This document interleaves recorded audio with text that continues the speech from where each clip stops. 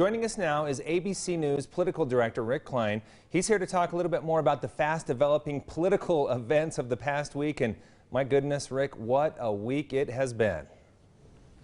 Indeed, and having that debate early in the week and now capping it off with the South Carolina primary, it is a big and eventful week that could have long-term ramifications. Yeah, I want to talk to you about those debates. We saw it play out both in Las Vegas and in South Carolina.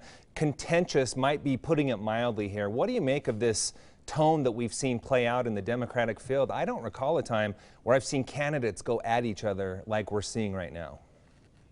I think what's unique in this race is that it took so long. Often you'll see the barbs traded over such a period of month that you become kind of used to it, in my view. But this was particularly strong. These last two debates have been biting. They've been chaotic. They've been hard to discern and decipher. And I think it reflects the urgency in the field right now, because Bernie Sanders has gotten some momentum out of the first couple of states to vote. He has a chance to roll through the primary process if he is victorious in South Carolina tomorrow and then Super Tuesday next week. It means that all the candidates have to bring out anything they can to try to stop the momentum. You mentioned it's kind of difficult to decipher the debates and what happened between those two. Do you see any one candidate gaining more momentum than maybe the others as a direct result of these debates? I think, look, the momentum now is to be captured in South Carolina, and I think Joe Biden is well positioned to do that. He was pretty strong in some of his rivals, even in Tom Steyer at times, not just Bernie Sanders. Whether that's a direct result of the debate or because of the demographic appeal he has in South Carolina with its large number of African-American voters, I guess we'll see after the exit polls come out tomorrow. But right now, there's an urgency for any candidate to pick up some urgency or some delegates and to stop where Sanders is headed right now. If that doesn't happen, Sanders could make kind of quick work of the field. If it does happen, if Joe Biden is a substantial winner, if anyone else surprises, then we have a whole new ballgame on Super Tuesday.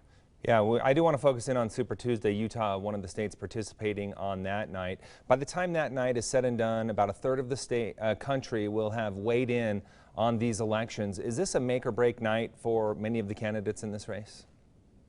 No question. Look, it's a night where, just delegate-wise, at the end of the night, about 40% of all of the delegates available will have been awarded. And if a candidate starts to put together a lead, it becomes very hard to catch the front runner. That starts to happen because you're talking about really essentially a national primary. We're talking about 14 states, 15 contests, including one territory. You're talking about every time zone represented. You're talking about a couple of the biggest states, California and Texas, and Virginia, and a whole lot of other places like Colorado and Utah that are part of the voting as well. Some in the South and some in the Midwest, some in the far West. So all of these places weighing in at the same time. It's the closest thing we're going to get to the whole country weighing in at once.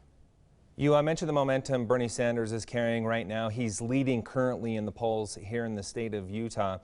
Do you see him breaking away from the pack potentially on Super Tuesday, or do you think there's room for other candidates to be able to catch up on that night? I continue to look at Mike Bloomberg. Obviously, you've seen his TV ads. Everyone in your city, in your state, have seen his TV ads probably ad nauseum over the last couple of weeks and months. And if he is able to pick off some delegates in Utah, that could be significant. I'd imagine there'll be other contestants like Joe Biden who are hoping to do strongly there. But it is Bernie Sanders to lose, it would appear, from what we can tell about Utah and the Democratic primary. He has a national base of support. He has a movement behind him. He calls it the revolution. We'll see if it continues on Tuesday. Yep, he will be stopping here on Monday as well. It's going to be interesting to see how this plays out. We really appreciate your insight. Thank you so much for joining us, Rick. Thank you.